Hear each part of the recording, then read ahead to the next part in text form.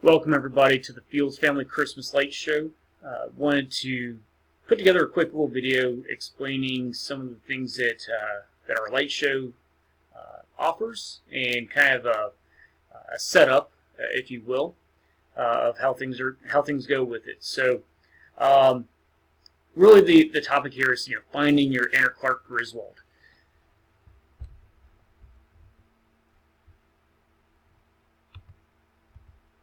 So we've all seen the iconic movie, the National Lampoon's Christmas Vacation, where the main character and the father, Clark Griswold, decides he's going to make it the best Christmas ever for his family members who are coming to visit.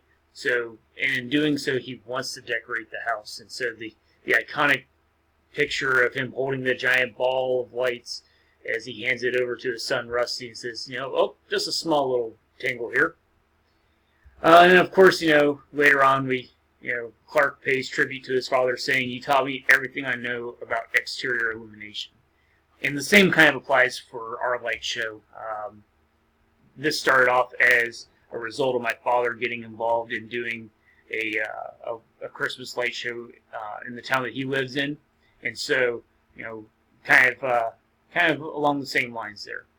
And then, of course, at the very end, we see the entire house lit up after hours of troubleshooting and trying to figure out why the lights won't come on and everything else. So how do we do ours? Well, we started in 2007 with a pre-programmed light controller that I borrowed from my father. He had just switched over to a computerized controller made by Lightorama. So he said, "Hey, I've got this Mr. Christmas controller that you can use," and so we did that. I borrowed it, and then really liked kind of the way that the lights would come on and off, and with the music, and it had a little external speaker. So of course, the neighbors didn't really appreciate that so much. But then, right after Christmas, while we were out shopping and stocking up for the next year, I bought my own pre-programmed controller made by Gemmy, and that's Gemmy. It also had an exterior speaker, but also had some options to where we could later on expand on that to include using a RCA to headphone adapter, and we were able to plug it into a small FM transmitter that we actually still use today. Fast forward a couple more years, I bought my my first Lightorama 16-channel controller. That controller is still in use, and we use it today within our light show. We've expanded further, and so this was just the beginning. So our current setup. So as I mentioned, this is a computerized light show. So we use a laptop running Windows 8. It doesn't have to be anything spectacular. In fact, I'm actually recording this video from the same laptop that I use for that setup. So the laptop simply runs the software that is needed to convert everything over from the way that we program the songs into the digital signal that is sent out to the controllers that are placed out in the yard. So that way we can make the lights come on and go off. Again, using a FM transmitter. It's a real low watt FM transmitter, able to really reach out just to the street. This is that way I'm not blasting out my neighbors. I think they appreciate that as much as I do, because it gives me the opportunity to play that same channel that I'm broadcasting on inside the garage. So at any time I can stick my head out and take a just listen to see what song is it on, and be able to go from there. The Lightorama equipment that we use, we have two 16-channel residential controllers. We have one 16-channel controller that has an MP3 director. Essentially what that MP3 director does is allows for us to place sequences onto a SD card, and we can run it that way if for some reason something happens to the laptop. Unfortunately, we don't use that piece of it, but it's something that we could use in the future, possibly for a Halloween light show, if I don't want to go through and have to have the full setup. The other thing that we recently added is a Pixie 16 RGB controller, also made from Lightorama.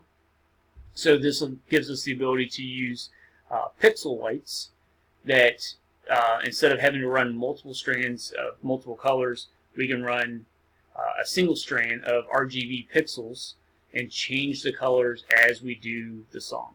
So at any time I can make it red, I can make it white, I can make it blue. I can make them chase each other, whatever the case is. The wireless Arlo camera is an interesting one because I actually use that as a camera inside the donation box. The reason why, and I'll get into it later, it really kind of helps out to do some automation as well as just to see what's in the box. And obviously a lot of Christmas lights. So I wanted to give this illustration of how the typical configuration looks like for a Lightorama system. So obviously you have your computer that's running Microsoft Windows. There are other options as well. A lot of people who are running light shows are also doing it with Raspberry Pis and using a software called Falcon. And that does basically the same exact thing that the laptop and the Lightorama software does as well. It's something I'm looking into, just haven't really dug into it. Obviously, off that computer, we have the sound system. So that is, we plug the FM transmitter directly into the headphone jack of the laptop, and that's what sends out the signal. We then use a USB adapter, or a USB cable that goes into an adapter. That adapter is what is used to send the signal out to those controllers. So as we place the controllers out there, we're able to daisy chain those together. So we're not running multiple cables from the laptop, we're running just the one cable from the adapter out to the first controller and daisy chaining them together. And then we connect our lights to the outputs that are seen there at the bottom of the controller, and we plug it into house power, and that's it. And then we have our lights. I wish it was that easy because we do spend a lot of time doing the sequencing of the songs, and every time I add a new controller, it means I have to go in and change the sequence from the previous year to reflect that new controller, and then obviously add in the effects. So why do I do it?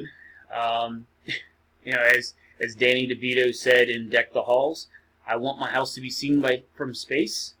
Not necessarily the case there, but I do like to decorate the house. The other thing is that we do collect toys for the local fire department toy drive. So over the last few years, we've collected hundreds, if not close to 1,000 toys that have been turned in to help the local community. Basically that program is set up to where the schools, the guidance counselors at the schools are able to identify families that might be in need, and they will go to the fire department and they will collect the toys and bring them back and give them to those families. It's a really good way for us to kind of give back to the community. So with the setup, obviously there's a lot of cleaning that goes into place. I typically take the first week of November off, so that way I can go through and do the setup before the weather turns really bad here in Ohio. So it's really, that is a busy week for me.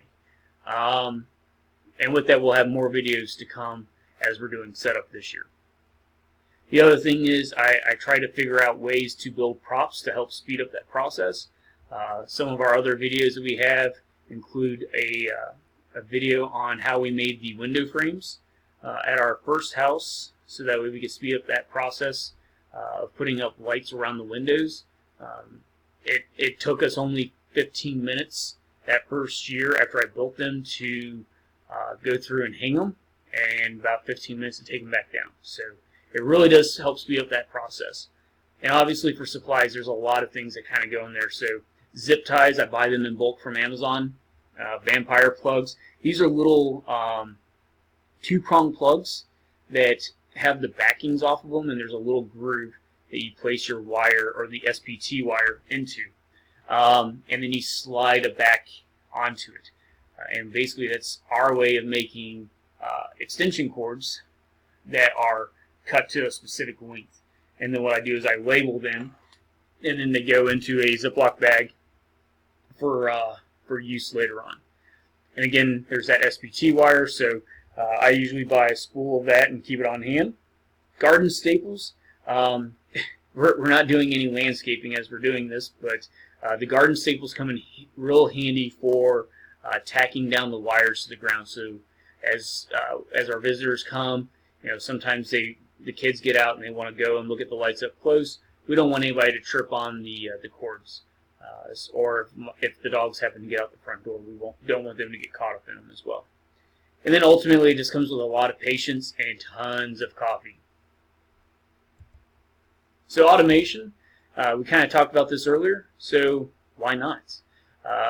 The Arlo camera, like I mentioned, is used inside the donation box.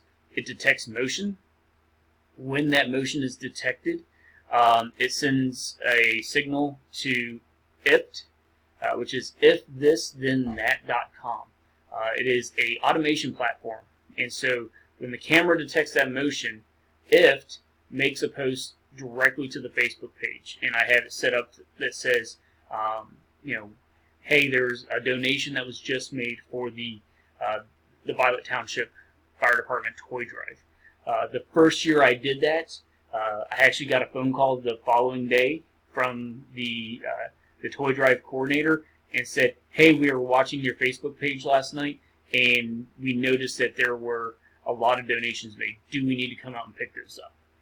So it really helps, especially when you put in a hashtag for their toy drive. It just makes things a little bit easier. The other thing too is that I use IFT, that whenever I post a YouTube video, it'll make a post directly to our Facebook page, which is Fields Family Christmas Lights, that a new video has been published. So it just helps us to speed up getting these videos out to everybody. And that really concludes just this real brief video. I hope you liked it. If you have any other questions, or if there's something that you'd like to learn more about, please put something in the comments, and I will work to make another video on that, as well as just give us your feedback. So let us know what you think. If you have a suggestion or want to give that to us, we're always welcome to feedback. The other thing is, if you don't mind, if you really like this video, please go ahead and hit subscribe. If we can get our subscribers up, I can then get the custom URL for the light show, and that will make it a lot easier to do that branding and get that out to everybody. So thank you for your time. Look forward to all your comments, and we will be posting more videos to come.